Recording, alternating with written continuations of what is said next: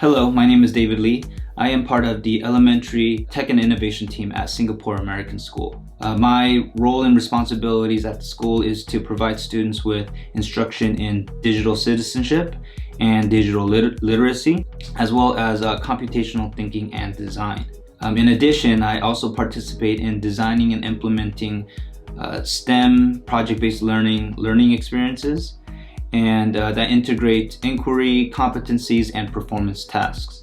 Some of the students I talk about in the artifacts in my portfolio are teachers, and some are students from different grade levels and classes.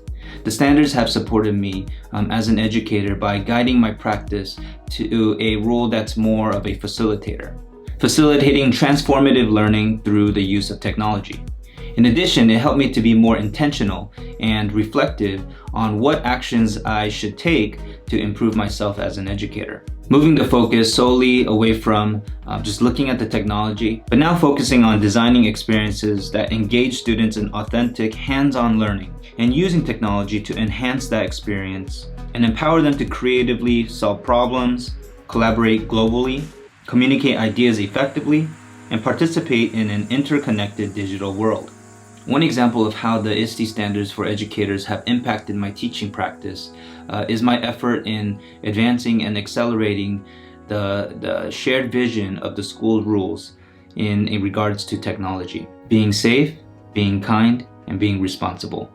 Before, I promoted and advocated for digital citizenship through a couple of lessons that I taught to classes. However, I now influence change through collaborative efforts with different stakeholders. To do this, I use the Leader Standard 2A to guide me in my efforts to advance and accelerate the shared vision.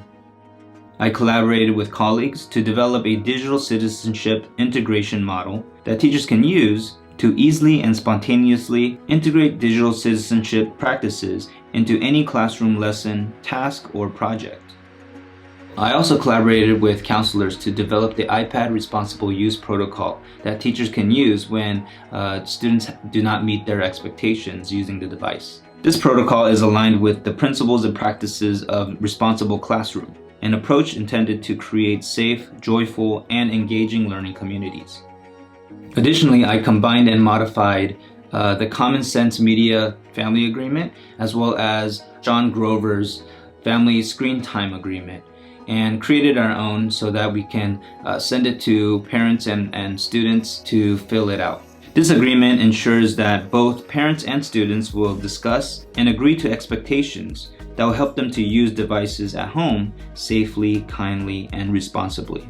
I am especially proud of creating the digital citizenship artifacts that I talked about in the previous question because they help advance the efforts in making digital citizenship part of the school's culture, making it a community effort, share responsibility to advance a shared vision. I think the previous digital citizenship model of me going into classrooms and giving these digital citizenship lessons were not very effective, especially in developing students into digital citizens. It truly needs to be a collective effort where all stakeholders can participate to help students cultivate their digital identity, engage in safe, ethical behaviors online, and manage their digital data, privacy, and security.